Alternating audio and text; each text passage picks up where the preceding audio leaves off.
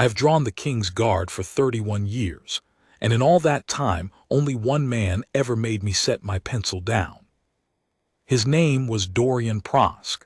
He did it at 11 minutes past 11 on a gray Tuesday in the spring, in front of 200 strangers and a camera worth more than my house, and he did it so cheerfully that half the forecourt was laughing before anyone understood what they were laughing at. My name is Holly's Wren.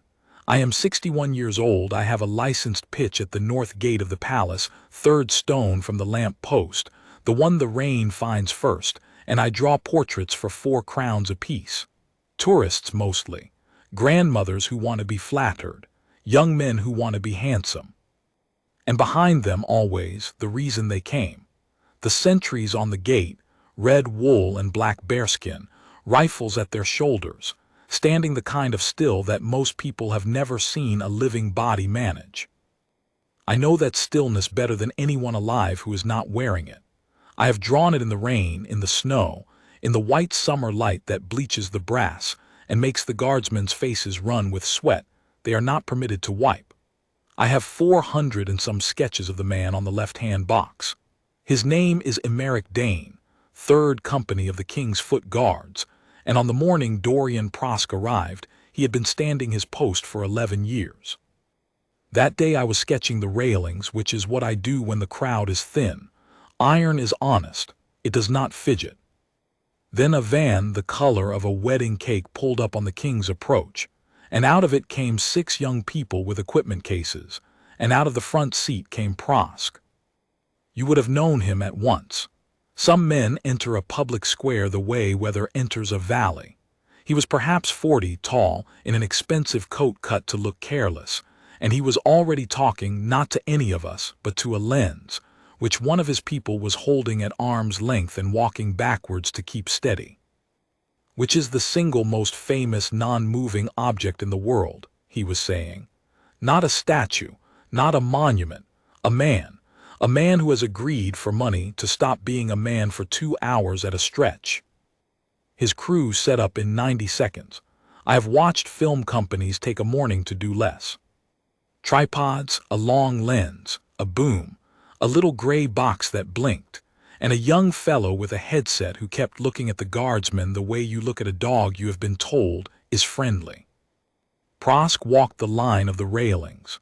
He looked up at the palace face, at the standard, at the sentry boxes, and he wore an expression I have seen on a great many faces and have learned to distrust, the look of a man taking an inventory of things that belong to other people. Then he found Dane and he stopped. Understand what he was looking at. Dane stood with his heels together and his rifle at his right shoulder and his eyes fixed on a point above the heads of the crowd, on nothing, on a spot he had been staring at for a decade. His chin strap sat below his lip. His gloves were white to a degree that ordinary laundry cannot achieve. There were 3 metal ribbons on his breast, and the brass of his buttons had been worked to the color of a fresh coin. He was, in every visible respect, a thing rather than a person, and that is the trick of it, and that is the cost of it, and almost nobody in that square had ever once thought about the second part. "Hello," Prosk said to him, gently, the way you speak to something in a zoo. Dane looked at nothing. "Hello," Prosk said again and turned to his lens and grinned and shrugged. He's shy. That got the first laugh, not a cruel one, a ripple. He walked in a slow circle around the sentry's ground, not over the line, mind. He never once put a boot where he could have been touched for it, not that first day, and he began to narrate. He had the voice for it. Warm, easy, a friend telling you a story in a bar. "They call it discipline," he said. "I want you to think about what it actually is. This gentleman is paid a wage that would embarrass you. He has been ordered to stand here and be photographed by strangers, and the one thing he is not allowed to do is have a reaction. Not a word, not a smile, not a wince. Now," and here he leaned in a little confidingly to the camera, "is that discipline? Or is that just a very expensive puppet with the strings out of shot?" I put my pencil down. I want to be accurate because there was an inquiry afterwards and I have had to be accurate about it several times under oath. He did not shout. He did not swear. He was not, in the way the word is usually meant, aggressive. He was funny. That was the whole of his weapon, and it was a better weapon than a fist, because a fist would have finished it in 4 seconds, and a joke can go on for 3 days. He fell in beside Dane's box, an arm's length clear, and he assumed the stance. He did it well. That was the thing nobody expected. He was an athletic man, and he had clearly studied the footage. He got the heels, the shoulders, the dead level of the chin. He stood there beside the sentry, and he held it 5 seconds, 10, and his crew filmed both of them in profile. And for a moment the square was quiet with a kind of surprised attention. Then his knee buckled, deliberately. His arm dropped. His head lolled, and he made a small mechanical noise, a work-click asterisk, like something running out of spring, and he tottered a half step and froze at a broken angle with his eyes crossed. The laugh that went up then was the real one. It came out of 200 people at once, and it went off the palace stone and came back at us, and it hurt to hear, and I have never in my life so badly wanted a laugh to stop. "The wind-up man," Prosk announced, straightening, delighted with himself. "Ladies and gentlemen, the famous wind-up man of the palace. Somebody has forgotten to turn his key." And Dane stood. That is the part I could never get onto paper, not in 400 sketches, and I have tried. It is not an absence.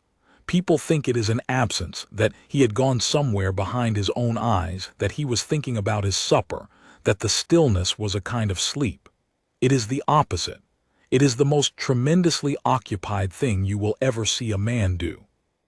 Everything in him was pulling, and everything in him was held. And if you knew how to look, you could see the whole war of it in the muscle at the corner of his jaw, and nowhere else in his entire body. I knew how to look. I had been drawing that jaw for 11 years. I should tell you what a sentry may actually do, because everyone in that square thought they knew, and not one of them did, and it matters for everything that came after. He may stand. He may march his beat when the beat is ordered, 10 paces out, turn, 10 paces back, at a pace laid down before anyone alive was born. He may come to attention. He may, if a person crowds his ground or blocks his beat, stamp his boot, which is a sound that stops most people's hearts, and he may say the words he is permitted to say, which are few and old and always the same. He may present arms to those entitled to it.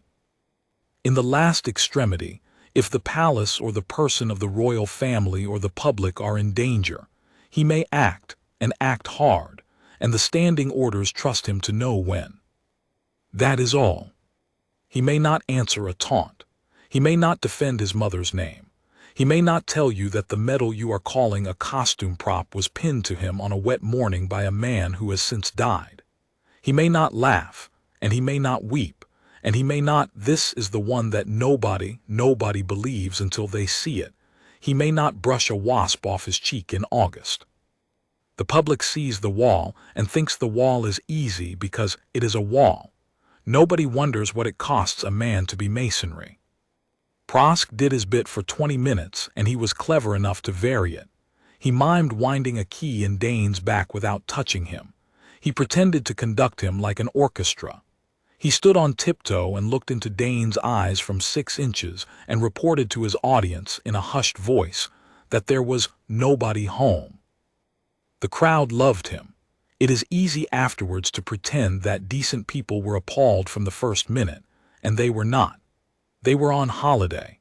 They had come to see a man who does not move, and here was a man making a comedy of him, and it is a very small step from look at the marvel asterisk to look at the fool, and it takes one confident person to walk you across it. At 11:45, Prosk got out the coins. He had a leather satchel, and it was heavy, and when he opened it, there was that particular deep chuckle of metal that money makes and nothing else does. He took out a handful and held them up to the light for the camera to see. They were tokens, his own. He had them struck by the 1,000, and he threw them to the people who followed him, and I have one in a drawer in my flat to this day, so I can tell you exactly what it looked like. Brass, the size of a large coin, a little heavier than it wanted to be, with a lion's head on one face, not our lion, an invented one, a swaggering thing with its tongue out and on the reverse in raised capitals, the word Prosk, and below it smaller, take the shot. He turned to the crowd with a handful of them, and he said the line that finished him, eventually, in a courtroom 11 weeks later, though of course none of us knew that yet. "It's traditional," he said, "to tip the statue." And he threw them. Not hard, the first ones. He tossed them underhand at Dane's boots so that they rang on the cobbles and skittered, and people laughed, and then people did worse than laugh, because 2 or 3 of them came forward with coins of their own, real ones, out of their pockets, and began to throw them too, and a boy of about 19 shied one off the door of the sentry box, and the crack of it went up the whole face of the palace. Dane stood. Prosk was watching him with a face I did not understand at first and understood perfectly by that evening. He was not enjoying it anymore. He was working. He was a man in a workshop with a piece of metal in a vise, testing where the flaw was, and he had noticed what I had noticed, which is that the man in the vise was not going to crack from being laughed at. So he changed his throw. He took a token and he weighed it, and he threw it overarm and flat and fast, and it went past Dane's ear close enough to stir the fur of the bearskin and struck the stone behind him, and Prosk said, "Oh, sorry, asterisk," to the camera, in the voice of a man who is not. The next one hit. It caught Dane on the cheekbone, an inch below the eye, above the line of the chin strap. It made a sound. I was 8 feet away and I heard it, a small, wrong, personal sound, the sound of brass finding bone, and the token dropped and rolled and came to rest, and it stopped rolling against my shoe. He did not move. He did not move. There was a red mark coming up on his cheek like a thumbprint pressed into wax, and his eyes were on the same nothing they had been on all morning, and the only thing in the world that changed was the muscle at the corner of his jaw, which stood out like a cord, and then, deliberately, went slack. Somebody in the crowd said, "That's not," and did not finish. I bent down and I picked up the token. That was the second thing I did that day that I have had to explain under oath. I picked it up and I turned it over and the lion looked at me with its stupid tongue out, and I put it in my coat pocket, and then I sat back on my stool and I turned to a clean page and I wrote the date at the top, and the time, and I drew what I had just seen. I have never drawn anything faster or worse. It is a terrible sketch. It is in a glass case now. The constable came at about 12:10. Palace Precinct, a decent man called Perrin whom I have known for years, and he had a word with Prosk, and I watched Prosk take that word the way a lawyer takes a fee, leaning in, nodding, agreeing, delighted to be spoken to. I could not hear all of it. I heard the end of it, because Prosk raised his voice for the end of it since the camera was still running. "Officer," he said, "I have hurt nobody, I have touched nobody, I have crossed no line, and every single second of this is recorded by me at very high resolution for the benefit of 11 million people. Would you like to be in it?" Perrin's jaw worked. He told Prosk to move his van. That was the extent of what he could do, and both of them knew it, and one of them was pleased. The crew packed up at 1. The crowd drifted. The tokens lay in the gutter and along the cobbles, dozens of them, and the sweepers would come for them at 4. And Prosk, hoisting his coat, called out to the sentry box, cheerfully, without malice, which was somehow the worst of it, the words that turned all of this from a bad morning into the thing it became. "Same time tomorrow, wind-up man," he said.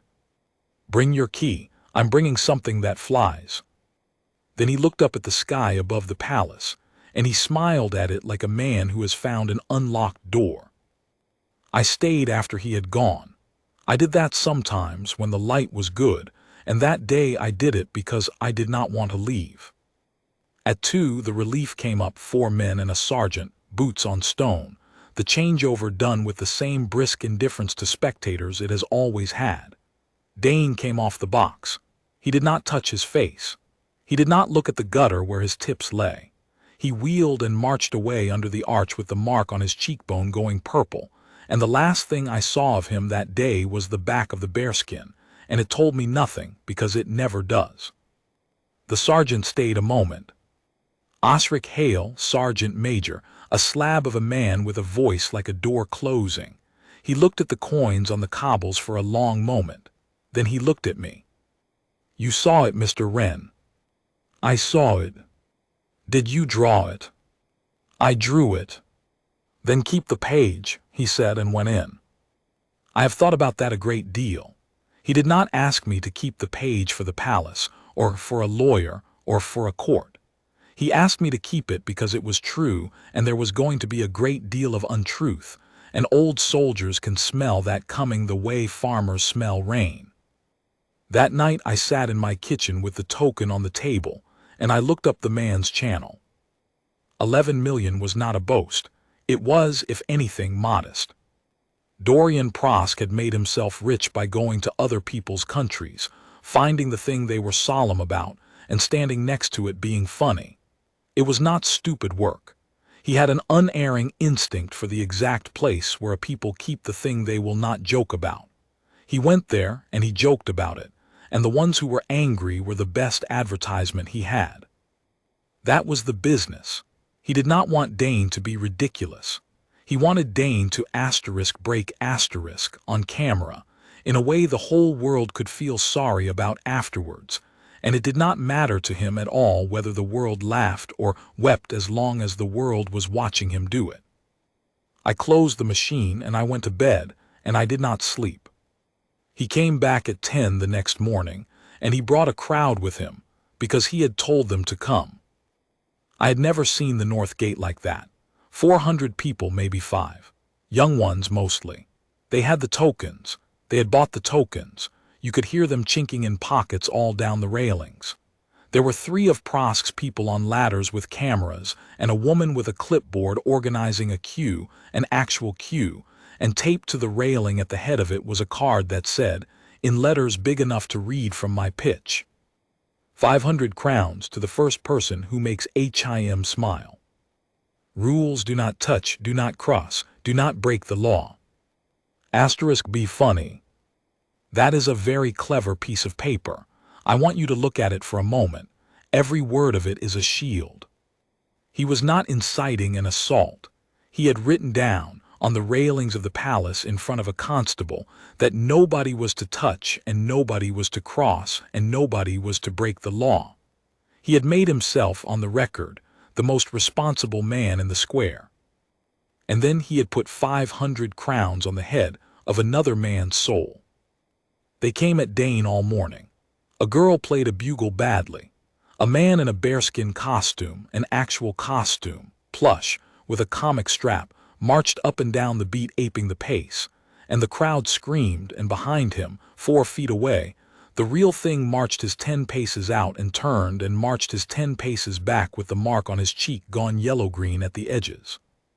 And then somebody had found, God knows how, in a night, the sort of thing that gets found, and shouted it. That Guardsman Emeric Dane had a brother, and that the brother had died, and there followed a joke about it that I will not write down and that I heard, and that Dane heard, and that 400 people laughed at.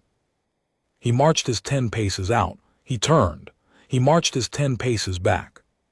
Constable Perrin was there, and he had 2 more constables with him, and there was nothing on earth they could do. Nobody touched, nobody crossed. It was a public square on a public street, and the crowd had a right to be there, and the law does not have a word for what was happening. And Prosk knew that better than any of us, because he had made a fortune out of knowing exactly where the law's fingertips end. At noon I saw a young man from Prosk's crew, standing apart from the rest, with the sound boom trailing from his hand, and his face the color of the stone. He was maybe 23, curly hair, a cheap coat, an expensive headset. He kept looking at Dane and then away. He had been the one walking backwards with the lens on the first day, and he had laughed then, and he was not laughing now.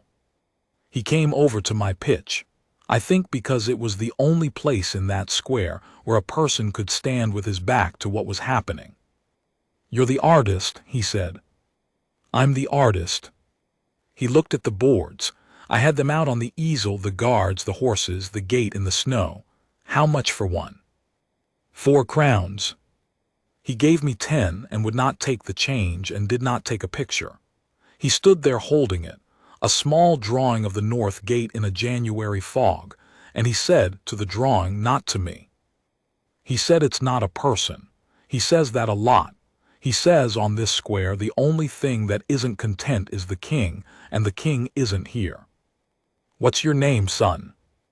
Ivo. He glanced back over his shoulder at the noise. I do the sound.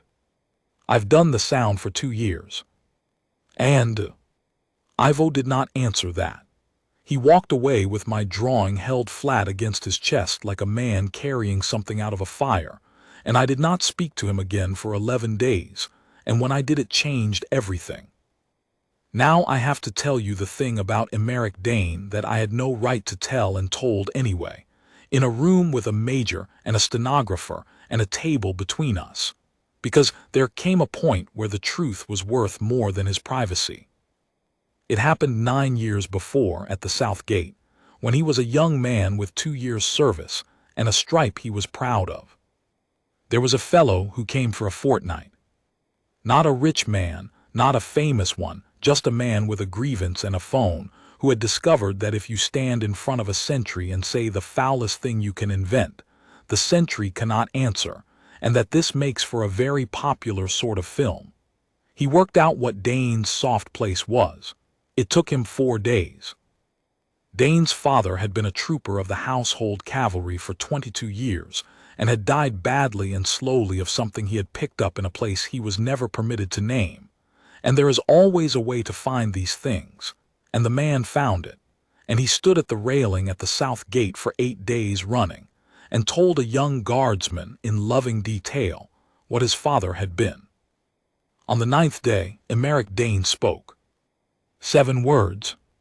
I know them because everyone in the regiment knows them, and because they are on the internet still, and you can find them in about 4 seconds if you are the kind of person who wants to. He was worth 10,000 of you. That is all he said. He did not move. He did not raise the rifle. He said 7 true words in a flat voice with his eyes forward, and it was filmed, and it went round the world in a day, and the man who had spent 9 days engineering it made more money out of those 7 words than he had made in his life. And the young guardsman who said them lost his stripe and stood before a board and was sent to a depot for 11 months and came back a different man. Not bitter, that is what I want to be clear about. Emeric Dane did not come back bitter, which is what you would expect and what would have been easier. He came back silent in a way that went all the way down. He told me about it once 4 years ago in the winter, when I had been at my pitch too long and my hands had gone, and he found me at the end of a shift trying to get my fingers around a cup of tea and could not, and he sat down on the wall beside me, off duty in a plain coat, and helped me, and then stayed. Do you know what I learned, Mr. Wren? I said I did not. I learned that he did not want me to be angry, Dane said. He wanted a frame, 1 second of film where the wall has a face. That's the whole of it. And I gave it to him, and I gave him everything he had, and he lives well on it to this day. He got up. He handed me back my cup, and he said the thing I have thought about nearly every day since. So I'm not going to give anyone a frame again. That's all it is. It isn't strength. It's just that I know what it's for now. 400 people threw their voices at him that Wednesday, and a boy shouted a joke about his dead brother, and 500 crowns lay on the table for whoever could reach the wall, and I sat at my pitch with a token in my pocket and a page in my book, and I understood, better than anyone in that square, that they were never going to get it.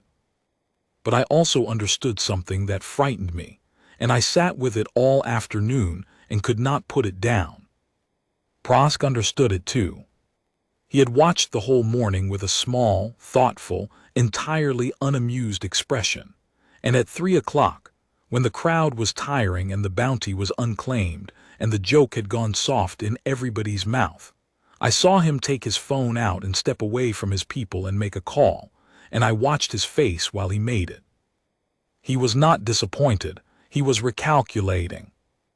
A man who wants a laugh gives up when the laugh dies. A man who wants an asterisk reaction only changes the size of what he throws. He rang off and he looked up, not at Dane.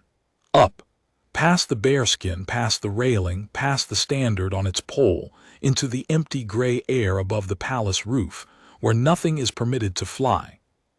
And I got up off my stool, and I walked over to Constable Perrin, and I said, "He's going to put something in the sky." Perrin looked at me for a long moment. "Mr. Wren," he said tiredly, "half this square is going to put something in the sky. They're called phones." Not a phone. He knew. I could see that he knew. He had been on this precinct 9 years, and he had the same crawling feeling I did, and he had exactly as much power to act on a feeling as I had, which was none.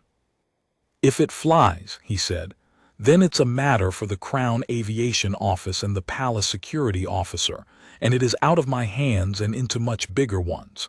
And Mr. Wren," he lowered his voice, "I would very much like it to fly." I said I did not understand. "He spent 2 days doing everything a man can do that I cannot arrest him for," said Perrin. "He's better at that than anyone I've ever met, and there is nothing at all that I can do to him." He put his hat straight. "But if he flies something over that roof," he said, "he stops being clever, because that isn't a matter of taste. That's the one place on this island where the law has no sense of humor whatsoever." He did not come on the Thursday. That was the cleverest thing he did in the whole business, and it very nearly worked, and I want to set out what it did to the square, because it explains why nobody stopped him on the Friday. For one whole day the North Gate was ordinary. The tourists came and photographed and went. The sweepers had taken the tokens. A schoolmistress brought a line of pupils and told them in a carrying voice that the guards were not permitted to speak, and one of them waved anyway, and Guardsman Dane looked at nothing, and it was all exactly as it has been for 200 years. And by 4 o'clock in the afternoon, everybody had decided that it was over. That is how it works. A thing is unbearable for 2 days and then it stops for 1, and the human animal, which is built for weather and not for men, concludes that the storm has passed. Perrin stood down his extra constables. Even I, with a token in my coat pocket and the sound of it hitting bone still in my ears, packed up on Thursday evening and thought, well, he's bored of us asterisk. He was not bored of us, he was building an audience. I saw it later, all of it, in the way you see a thing when it is being read out in a courtroom by a woman in a black gown at 10:30 in the morning.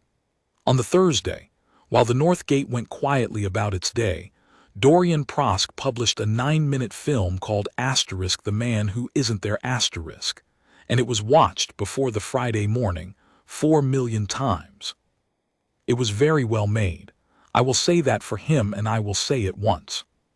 It had the mimicry and the wind-up bit and the crowd's laugh, and then it turned and got serious and got asterisk sad asterisk, and Prosk sat in a hotel window at dusk with the city behind him and talked, quietly, about how a nation could take a young man and stand him on a stone for 11 years and forbid him to be human, and how that was the real cruelty here, and how he intended tomorrow to prove it.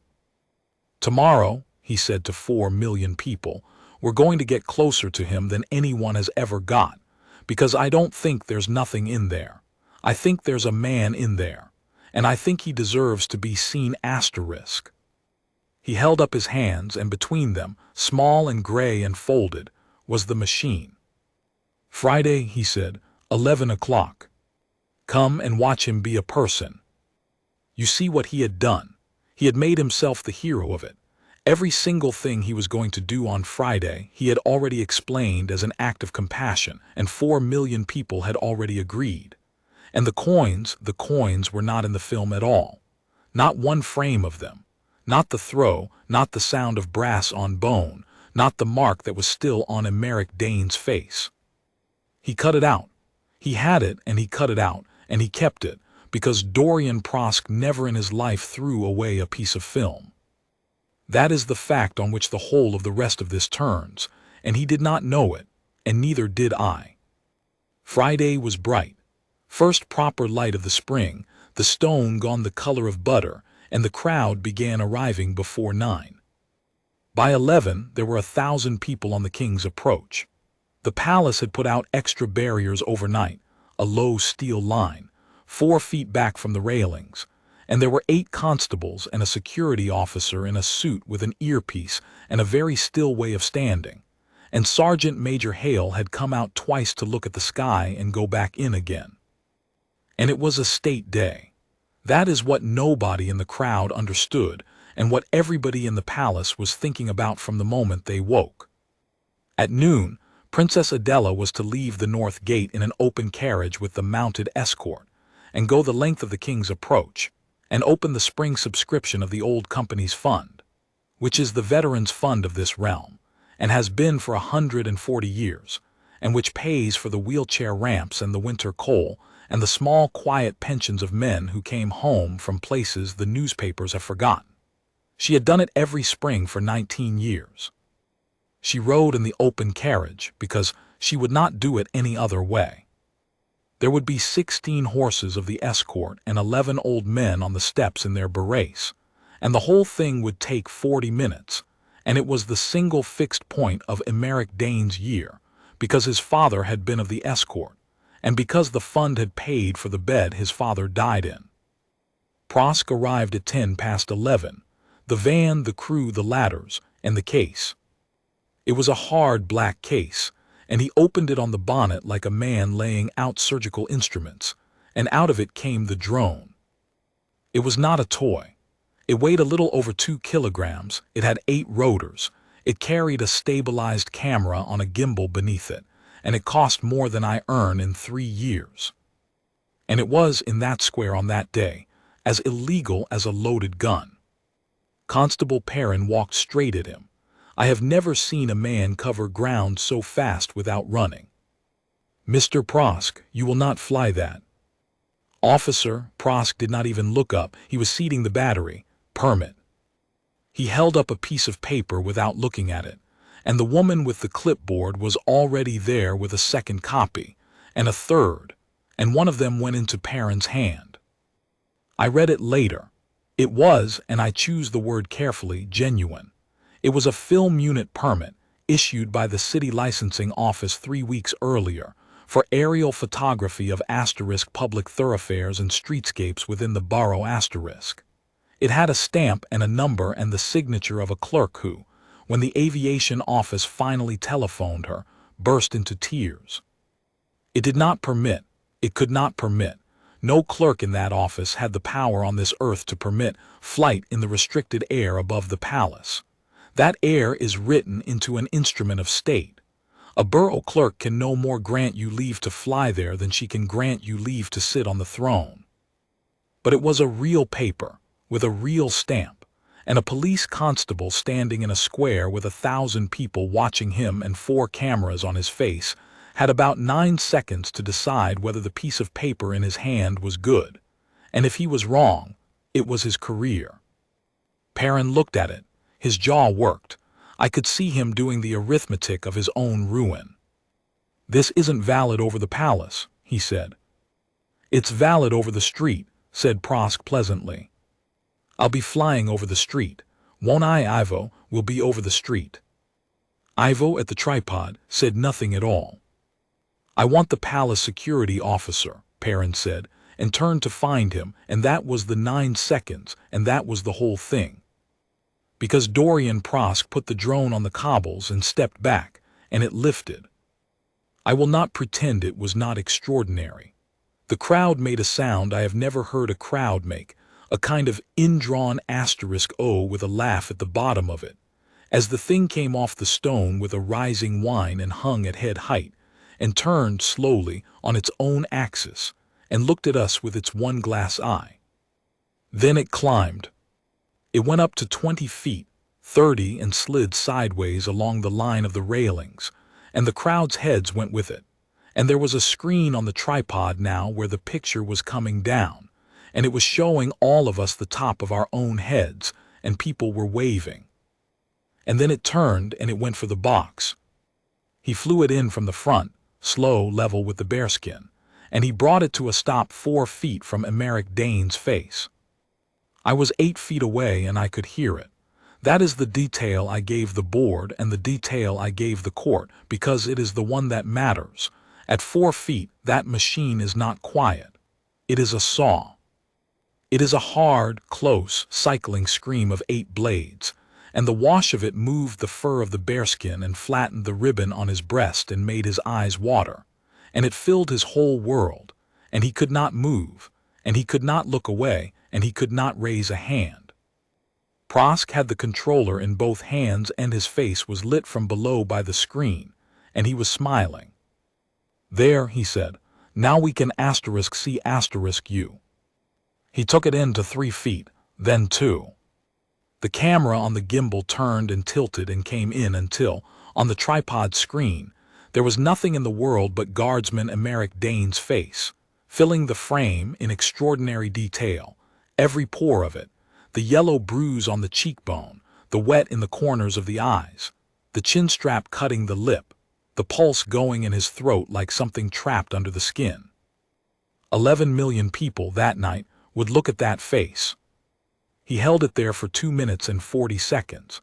I know that because the flight log says so, and the flight log was written by the machine itself, and the machine did not care whose side it was on. At 2 minutes and 10, the crowd stopped laughing. I have gone over that in my mind many times and I cannot tell you why precisely, except that there is a point at which a joke becomes a thing being done to a man, and 1,000 people all felt it arrive at once, and a woman near me said, quite loudly, "Oh, that's no. Prosk did not feel it arrive. That was his flaw, and it was the only one he had, and it was enough. He was inside the screen. He was watching that face like a man watching a lock. "Come on," he said, and he was not performing now. His voice had gone flat and small, and I do not think he knew he had said it out loud. "Come on, blink, give me something. Give me one thing." And Emeric Dane, with a 2-kilogram machine screaming at arm's length from his eyes, did the only thing his orders permitted him to do, which was nothing, and which was everything. At 2 minutes 40, a bell rang inside the palace. It was the 1:15. The drone hung where it was, and Prosk's head came up off the screen, and behind the great gates there began the sound that every person at that gate had come to hear at some point in their lives, and that almost none of them recognized until it was on top of them. The ring and clatter of 16 shod horses coming up the cobbles of the inner yard in column, at the walk. The escort was coming out, the gates were opening. And Dorian Prosk looked at the screen, and looked at the gates, and I saw the thought land in his face with the clarity of a struck match. He did not fly it away. He flew it up. The gates of the North Gate are 18 feet of gilded iron, and they take a slow half-minute to swing. And in that half-minute, the drone went from 4 feet off Emeric Dane's face to 60 feet over the forecourt, and turned and stopped, and hung above the arch looking down into the yard. Over the palace, over the roof, over the standard. I heard Constable Perrin say a word I had never heard him say, and I heard the security officer in the suit talking fast and low into his cuff, and I heard, from somewhere behind the wall, a whistle blow twice. And then the escort came out. They came in column of 2s, 16 troopers, black horses and grays, the breastplates going like water in that first hard spring sun. And the crowd roared, because a crowd always roars. And behind them the carriage came through the arch with the 2 bays in the traces and the coachman up, and the Princess Adela sitting straight-backed and bare-headed with her hands in her lap. She was 54 years old that spring. She had ridden that road in the rain, in sleet, in the year her mother died, and once, famously, with a broken wrist she had not mentioned to anybody until the following week. She did not wave much. She had a way of looking at the old men on the steps that was worth more than waving. The column turned onto the approach. The lead pair came level with the sentry boxes.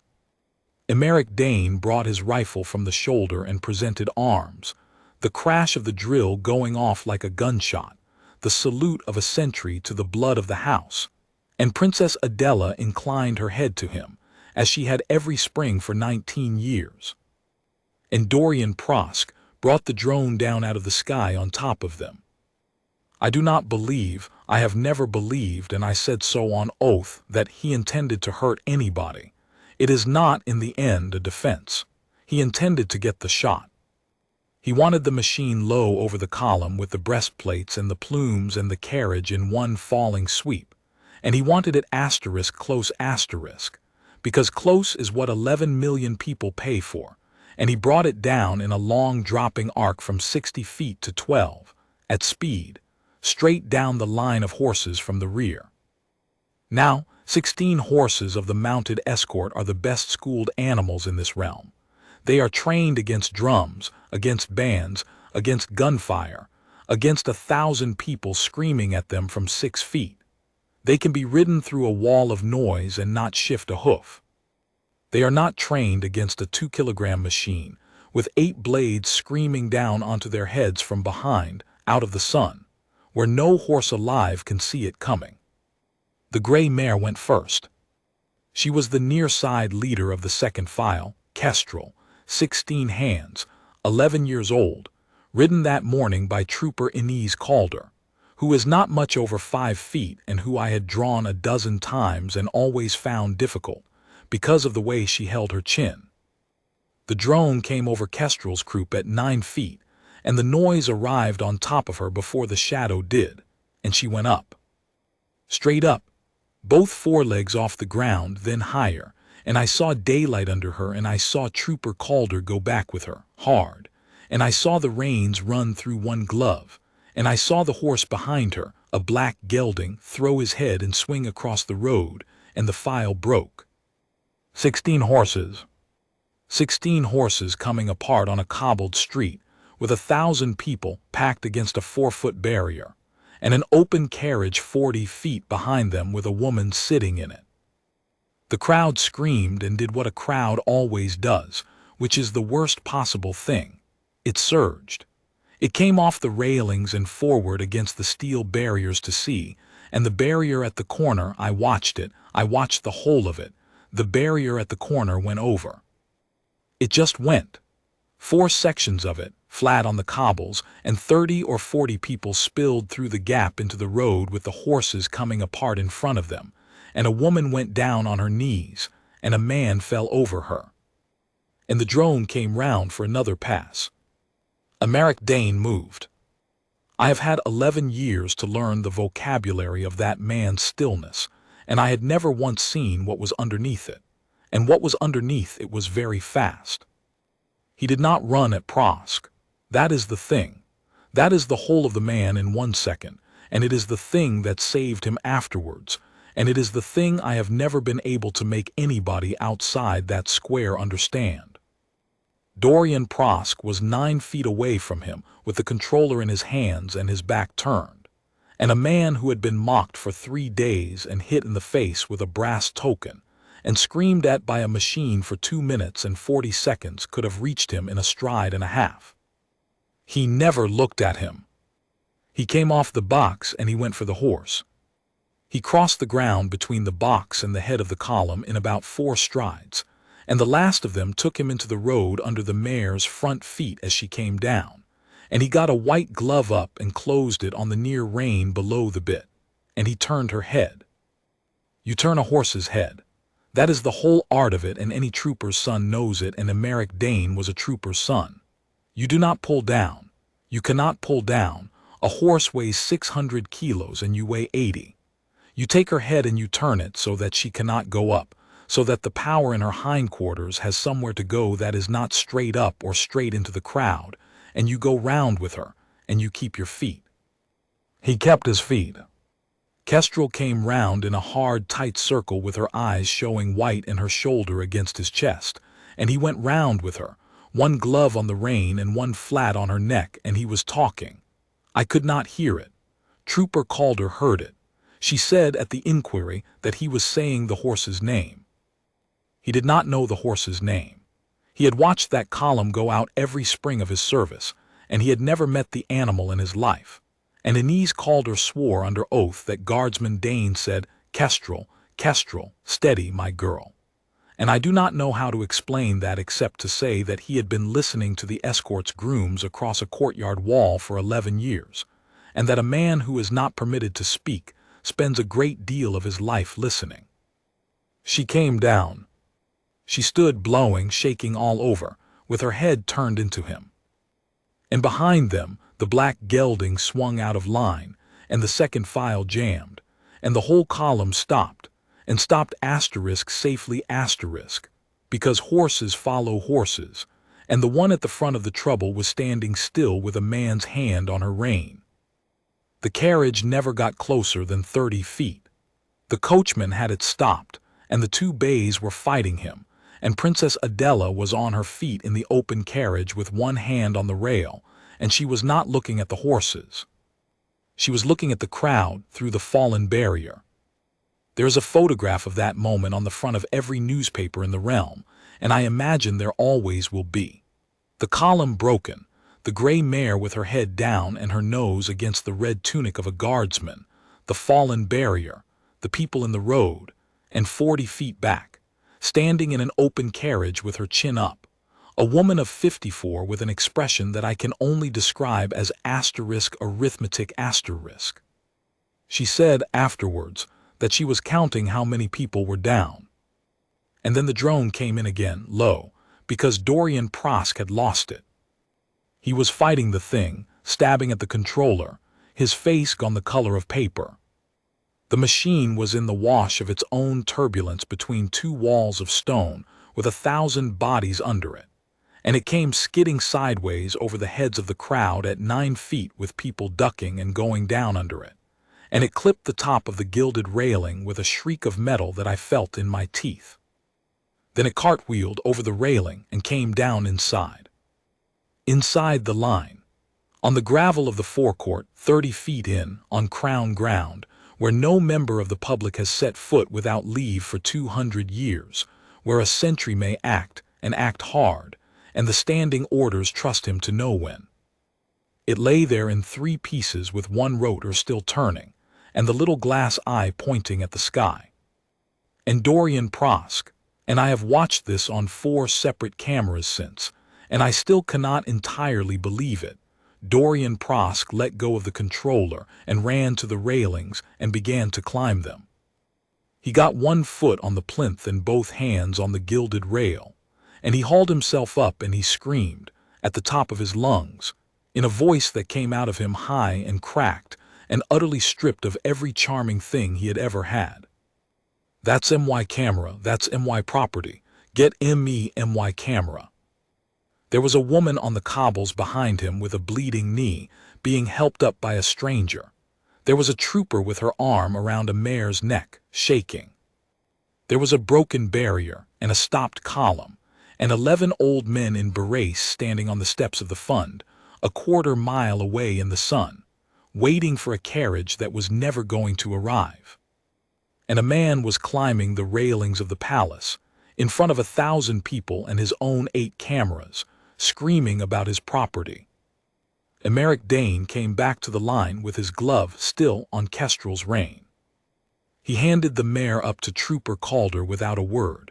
He turned. He walked. I have watched it frame by frame, and he never once broke into a run. He walked to the railing where Prosk was hanging, and he came to a halt, and he stood, and he said the only words he said out loud in the whole of that day. "Stand back from the King's Guard." That is all. 4 constables and the security officer took Dorian Prosk off the railings 11 seconds later, and he was on the cobbles with his hands behind him and his coat torn at the shoulder, and he was still shouting about the camera. And that I thought sitting on my stool with my hands shaking so badly I could not have drawn a straight line to save my life. That is the end of it. That is the finish. 1,000 people saw it. 8 cameras filmed it. I was 61 years old, and I had lived through 2 wars worth of newspapers, and I had somehow, Still not learned that 1,000 witnesses are worth nothing at all against 9 seconds of film in the hands of a man who knows how to cut. Dorian Prosk was released on bail at 4:20 that afternoon. By 6 o'clock the film was up. It was 51 seconds long. It was called This Is What They Did to a Tourist.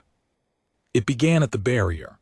It began, and I mean this, it began asterisk. There was nothing before it with the crowd surging and the barrier going down, so that the first thing you saw was people falling into a road, and it had a sound on it like a heartbeat slowed. Then a cut. A guardsman coming off his post at a run in red with his rifle. Then a cut, and this is the one. This is the 9 seconds that nearly ended Emeric Dane. A wide shot from the ladder camera of a white glove coming out flat and hard and driving into a man's chest, and the man going back and down onto the cobbles. The man was a bystander. He was 52. He was a plumber from the coast. He had come through the fallen barrier into the road with the crowd behind him, and he was 1 pace from walking into the shoulder of a rearing horse, and Emeric Dane had put a hand out and shoved him clear and saved his life. And he said so, later loudly, to anyone who would listen, and by then nobody was listening. 9 seconds, a wall of red wool striking a man in the chest, a man going down. Then the drone footage, Prosk's own, the aerial, cut to 3 seconds so that you saw only the column breaking and never once saw what came down out of the sky at them. And then Prosk's face, in a car at dusk, with a mark on his cheek where the cobbles had taken him, saying quietly with his voice unsteady, "I asked a question about a man, and they arrested me for it, and they will do whatever it takes to make sure you never see what really happened." 51 seconds, 9 million views by midnight. At 6 on Saturday morning, Sergeant Major Osric Hale telephoned a number he was not supposed to have, and told me that Guardsman Emeric Dane had been removed from the North Gate, suspended from public duties, and ordered to appear before a board of inquiry on the following Thursday, on a charge of using unnecessary force against a member of the public. "They've hung him out," Hale said. He sounded like a man reading his own son's name off a list. "The palace can't be seen to sit on it. 9 million people, Mr. Wren." I asked what would happen. "He'll say nothing," said Hale. "That's what will happen. They'll ask him to explain himself and he will stand there and say nothing, because he will not," and the big voice cracked once and came back, "because he will not give them a frame. There is a particular flavor of madness in being one of 1,000 people who saw a thing, and watching the whole world be told the opposite, and finding that your 1,000 does not weigh anything." I went to the newspapers. 2 of them printed me. Local artist disputes account asterisk, 4 column inches on page 9, beside an advertisement for stair lifts. I stood at my own pitch on the Monday and people looked at my sketches of the guardsmen and said, not troubling to lower their voices, "Those are the ones that beat that tourist up." The plumber from the coast, his name was Waldo Fritt, and I would like it written somewhere, went on the wireless and said that the guard had saved his life. He was very clear and very stubborn about it. He was, within a day, a paid actor, a palace stooge, and a liar, in the opinion of about 2 million people who had never met him. That is how it goes now. The truth gets 4 column inches and the lie gets a heartbeat soundtrack. On the Tuesday, Prosk announced that he was suing the Crown for the return of his property and for damages, and gave an interview in a hotel suite in which he wept, briefly and beautifully, and said that he had never in his life been so frightened as when that man came off the box. On the Wednesday, the old company's fund canceled its spring subscription day, because the horses were stood down and the police would not license the route, and because, as the secretary said in a letter I have read, the mood of the public is not, at present, with the veterans.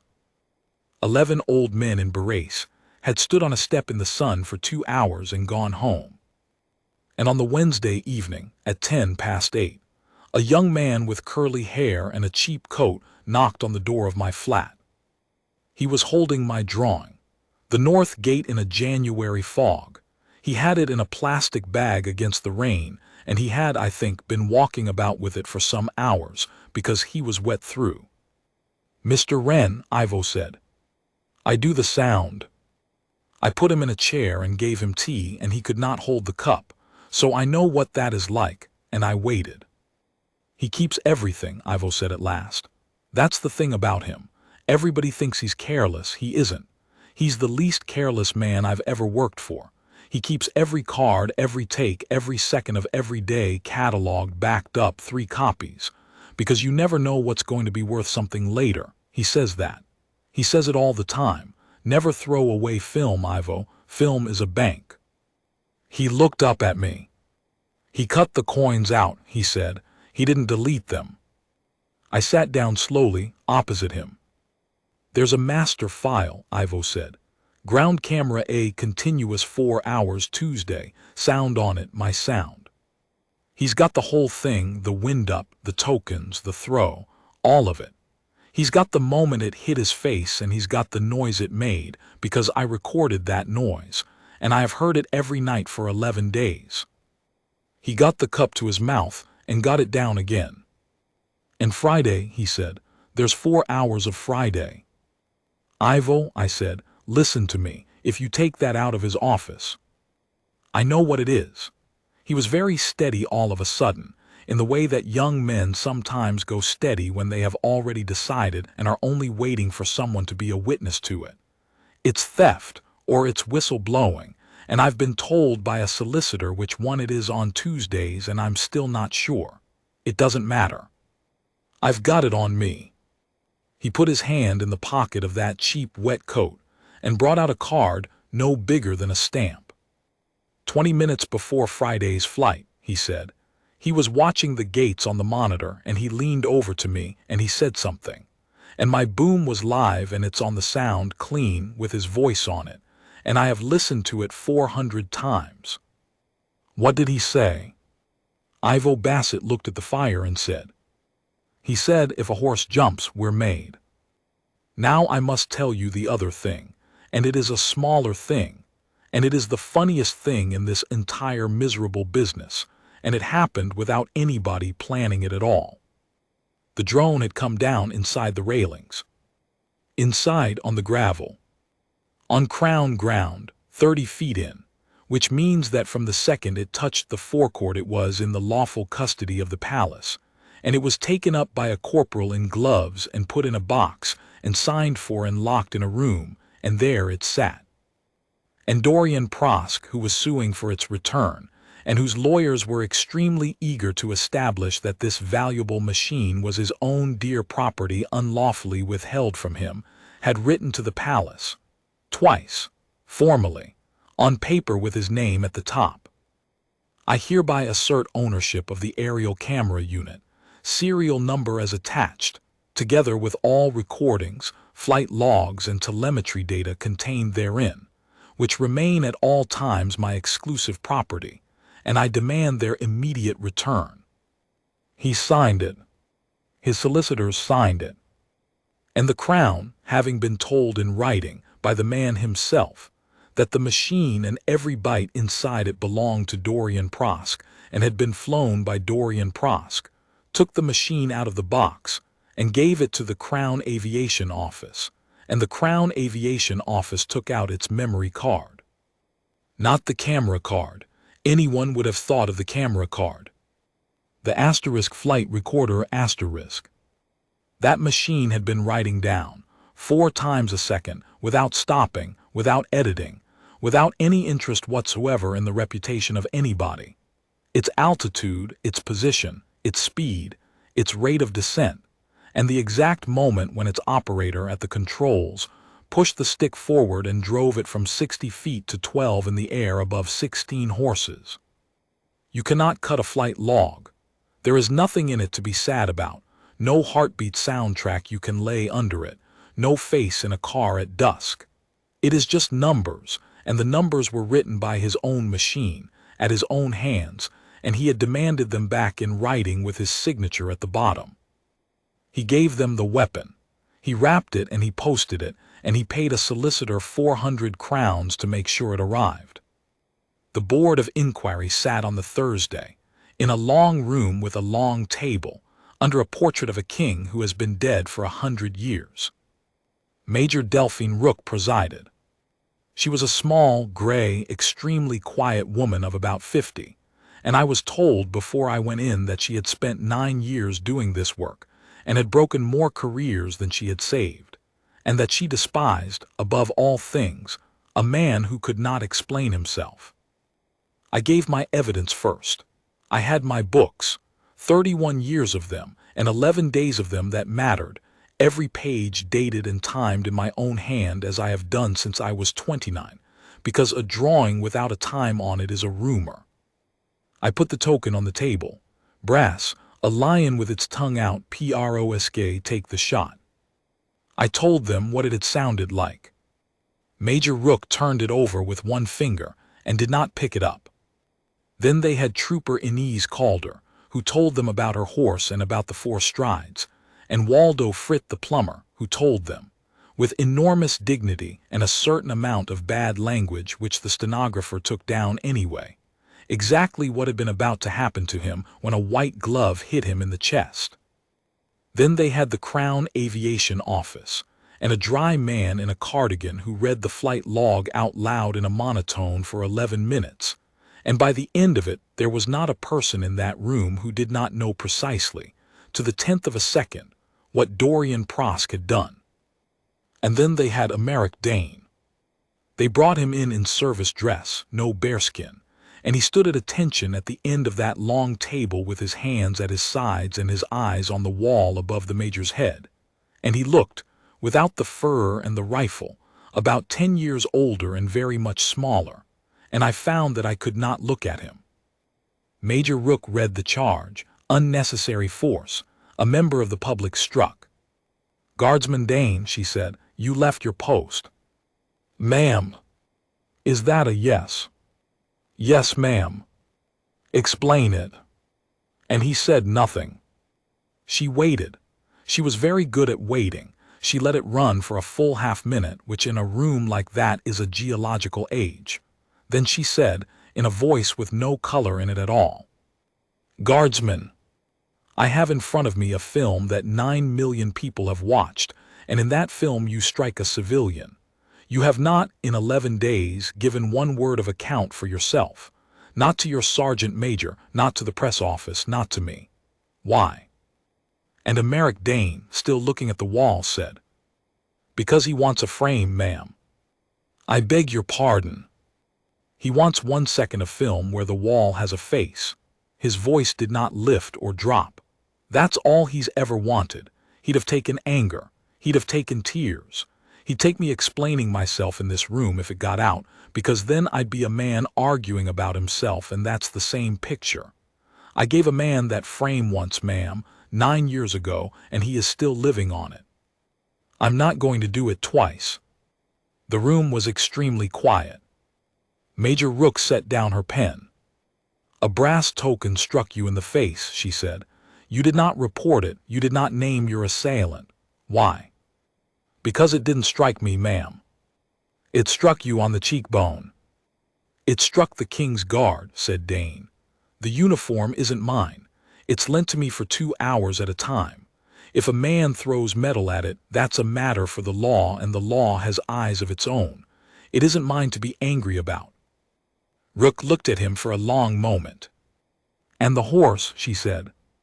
For the first time, something moved in his face. Ma'am, the mare was going over backwards into the second file, and there was a barrier down and 40 people in the road, and the carriage was 30 feet behind. So I went to her head. You abandoned a sentry's post at the north gate of the palace to catch a horse. And Emeric Dane looked at Major Delphine Rook for the first and only time in that entire inquiry, took his eyes off the wall and put them on her, which is a thing I had not seen him do to any living person in 11 years, and he said, No, ma'am, I did not leave my post. Then what did you do, Guardsman? I took it with me. The Board of Inquiry found, at 20 to 5 that afternoon, that Guardsman Emeric Dane had acted lawfully, proportionately, and in accordance with his standing orders, and that the force used against Mr. Waldo Fritt was necessary to preserve that gentleman's life, and it recommended that he be restored to public duties forthwith.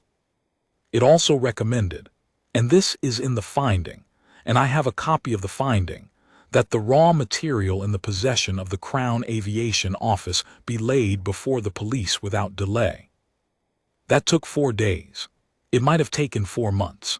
It took 4 days because Ivo Bassett walked into a police station on the Friday morning with a memory card in his fist and a solicitor he could not afford, and put it on the counter and said, "I want to give a statement, and I want it recorded, and I want you to start with the audio at 11:41.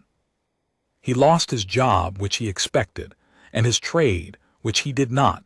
The one unforgivable sin in that world is not cruelty but disloyalty to the man who signs the invoices. He records birdsong now. He told me it is the first work he has ever had where nobody asks him to make a noise sound worse than it was. He still has my drawing. He keeps it where he can see it.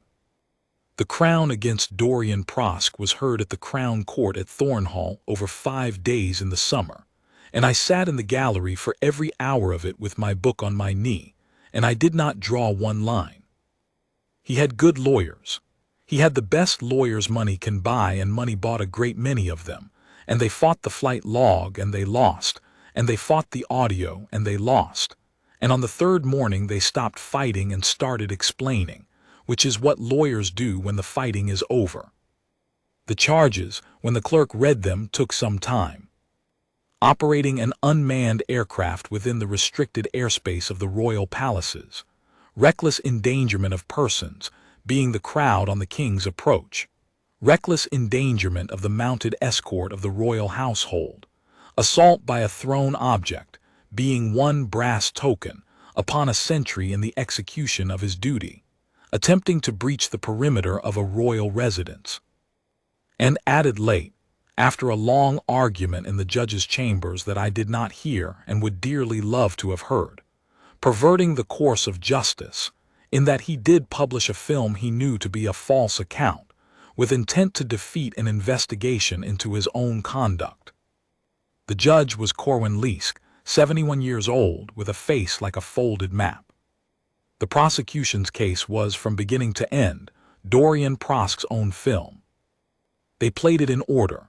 They played the first Tuesday, the mimicry, the wind-up bit, the crowd's laugh. They played the tokens. They played, and they played it 3 times at the jury's request, 9 frames of high-resolution footage, shot by Prosk's own ladder camera, of a brass disc leaving his hand overarm and flat and striking a man's cheekbone below the eye, and Ivo's sound went with it, and the courtroom heard what I had heard. A woman on the jury put her hand over her mouth. They played Friday. They played the drone's own view, his view, the one he had wanted, the beautiful one, the sweep down the line of horses in that hard spring light. And it is, God help us all, a magnificent piece of film, and it is the most damning thing I have ever seen, because it is shot from the exact position of the crime. You look down out of the sky at Kestrel's gray quarters coming up at you, and you understand in your stomach, with no expert to tell you, precisely what is about to happen and precisely who is making it happen. They played the audio, if a horse jumps were made. And then on the 4th day, the prosecution did something I did not see coming, and neither, from the look on his face, did Dorian Prosk. They played his 51-second film, all of it. The heartbeat soundtrack, the falling barrier, the white glove, the man going down, Prosk's wet eyes in the car at dusk. They played it in a silent courtroom for a jury that had, by then, spent 3 days watching what had actually happened, and they let it run to the end, and then they played it again beside the raw footage, side by side on 2 screens with the timecode running. It took 4 minutes. It was the most brutal thing I have ever watched done to a man in a public place, and nobody laid a finger on him, and every second of it was his own work.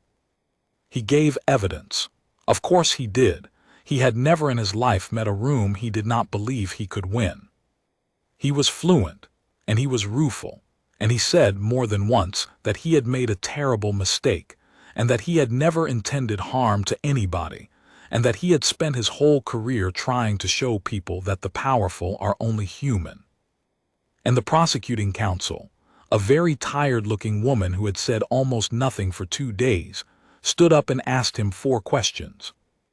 "Mr. Prosk, when the barrier fell and people went into the road, what did you do?" "It was chaotic. I was trying to." "You flew a second pass. It is in your own flight log." "What did you do next?"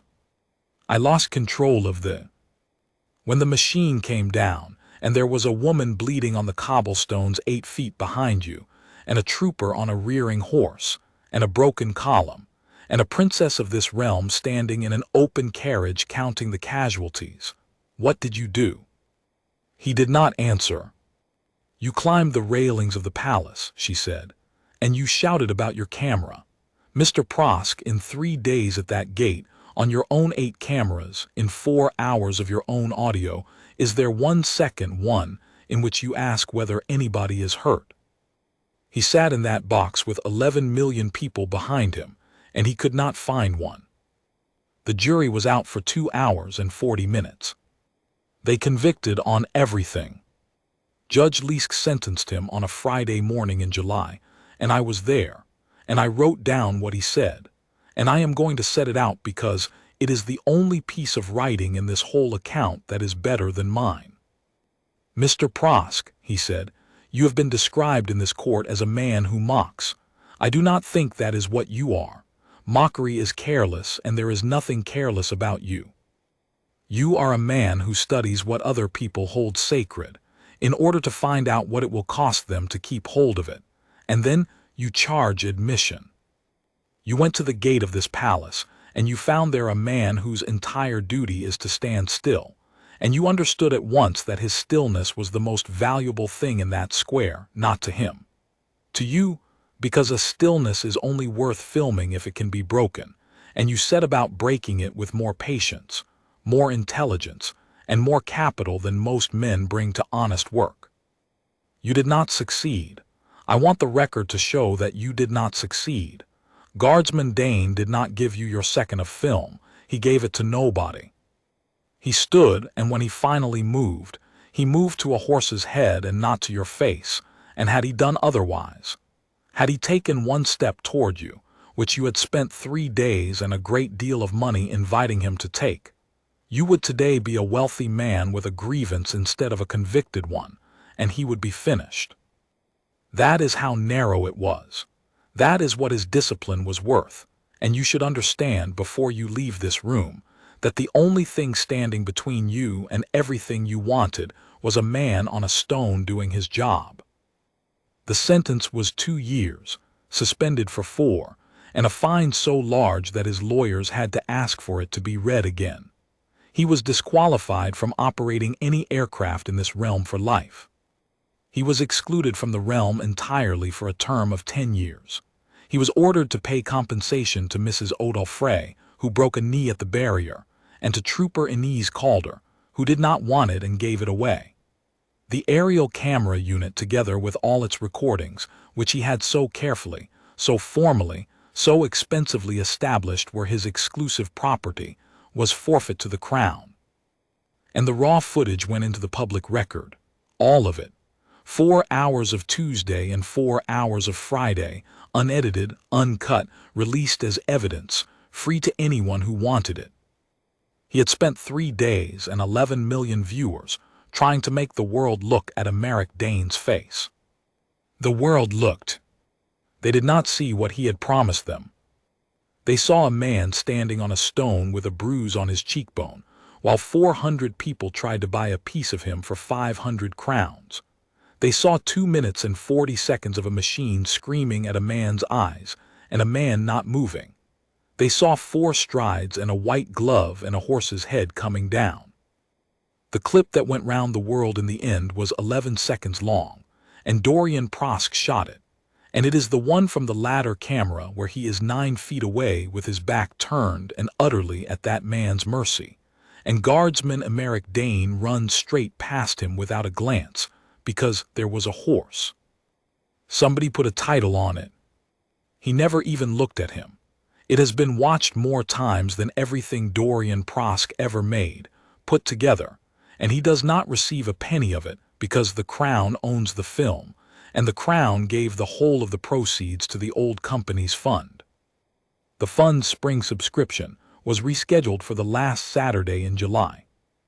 I have drawn that street for 31 years, and I have never seen anything like it. They closed the King's Approach at 9 in the morning, and by 11 there was no room to stand.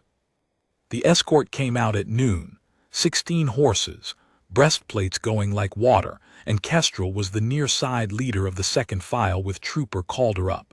And when the grey mare came through the arch, the noise that went up off that stone was not a cheer. It was a roar, and it went on for a very long time. Princess Adela rode in the open carriage. She was not obliged to. She had been advised at some length not to. She got in and sat down and put her hands in her lap. At the north gate the column halted, and the guard presented arms, and she stood up in the carriage. She had a piece of paper, and she did not look at it once. 19 years I have taken this road, she said, and every year I have said something kind about our old soldiers, and every year the newspapers have printed it, and every year we have collected rather less than we needed. This year I am going to say something else. In the spring, a man came to that gate and spent 3 days and a great deal of money trying to prove that the man standing at it was not a person. He failed, and I want to tell you exactly how he failed, because the reason is important and it is not the reason people are giving. He did not fail because Guardsman Dane is hard. He failed because Guardsman Dane is asterisk not asterisk hard, and never was, and stood there anyway. I have been told, several times, and by people who ought to know better, that a guardsman left his post that day. He did not. He carried it 40 feet into a road full of people and put it between them and 600 kilos of frightened horse, and then he brought it back and stood in it for another 2 hours with a bruise on his face, and was suspended for 11 days and said nothing. That is what the post asterisk is. The stone is not the post. The man is the post. And she turned, and she looked at the left-hand sentry box, and she inclined her head to him, as she had every spring for 19 years, and the King's Guard presented arms. They collected that afternoon rather more than they needed. There is one more thing, and then I am finished. When the sweepers came to clear the King's Approach after Friday in the spring, the bad Friday, the horses, the barrier, they found the tokens, hundreds of them. Brass, a lion with its tongue out, Prosk, take the shot, all down the gutters and the cobbles and under the railings where they had been thrown at a man's boots and a man's face. The crowd got there first. I watched them do it and did not understand what I was seeing for some minutes. People on their hands and knees on the cobbles, in ones and twos and then in dozens, gathering up brass coins, and I thought, in the ugly mood I was in that week, that they were taking souvenirs. They were carrying them to the iron collection box on the wall of the north gate, the old company's fund. It has been screwed to that wall since before my father was born, and most days it takes about 11 crowns. They filled it. They filled it so full that the sergeant of the guard had to send for the key and empty it twice, and when the box could take no more, they stacked the tokens on the ledge beneath it in little brass towers, and an old woman I had never seen before stood there for an hour making sure nobody took one back. It was, as money, worth almost nothing. Brass, novelty tokens. The fund had them weighed and the whole hoard came to some 400 crowns. The fund did not spend them. They were melted, all of them that autumn, and cast into a single disc the size of a saucer, and set flat into the cobbles of the King's Approach, 8 feet from the left-hand sentry box, on the exact spot where a man stood for 3 days and did not move. There is nothing written on it. That argument was won by Sergeant Major Osric Hale, who said that if you put words on it the tourists would read the words and go away, and that if you left it blank they would have to ask. It is a plain brass circle in the stone, polished by the boots of 11,000 people a day, and it is the brightest thing on that street. He came back to the gate in August. I was at my pitch, third stone from the lamp post, the one the rain finds first, and I saw the relief come up under the arch, and I saw the bearskins, and I counted them the way I have counted them for 31 years, and there he was on the left-hand box, and the bruise was gone, and he stood the way he has always stood, looking at nothing, at a point above the heads of the crowd. The crowd was enormous that month. They come now in a way they never did. And the strange thing, the thing I did not expect and still cannot entirely account for, is that they are quiet. They stand at the railings and they look at him, and they do not shout, and they do not wave their arms, and they do not, ever, throw anything. Now and then somebody small one gets excited and is hushed, gently by a stranger. 2 weeks later, on a Thursday evening, when the light was going and I was packing my boards, a man in a plain gray coat stopped at my pitch. He looked at the easel for a while. I had them all out, the gate, the arch, the snow, the horses. Mr. Wren. Guardsman. He did not say anything about the inquiry, or the court, or the token I had picked up off the cobbles and carried to a table under a portrait of a dead king. He never has, and I do not expect him to, and I would think less of him if he did. He put 4 crowns on the corner of my stool. "The one with the gray mare," he said. I looked at him. It was the sketch from that Friday, done afterwards, from memory, in the hour when my hands came back, and it has Kestrel in it with her head coming down and her nose against a red tunic, and Trooper Calder white-faced above her, and the broken column behind, and it is, I think, the best thing I have ever drawn. There is a man in it holding the rein, but he is turned away and you cannot see his face, and I had drawn him like that on purpose and had never been able to say why. "You're not in it," I said, "not so as anyone would know you." "No," said Emeric Dane. "That's why I wanted."